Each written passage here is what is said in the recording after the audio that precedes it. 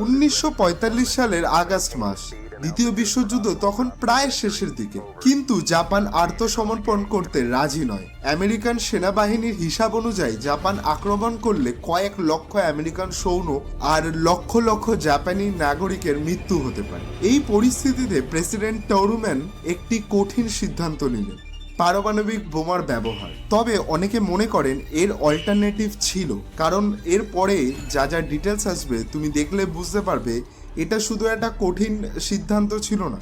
তারা মনে হয় টেস্টই করতে চাইছিল তারা যে একটা বিশাল পারমাণবিক বোমা বানিয়েছে মানব ইতিহাসে প্রথমবার, সেটাকেই টেস্ট করার উপায়। 1945 সালে 6ই আগস্ট সকাল 8:15 B-29 বোমারু বিমান হিরোশিমার উপর ফেলে দেওয়া হলো লিটল বয়। মুহূর্তের মধ্যে পুরো শহর পরিণত হলো জাহান্নামে।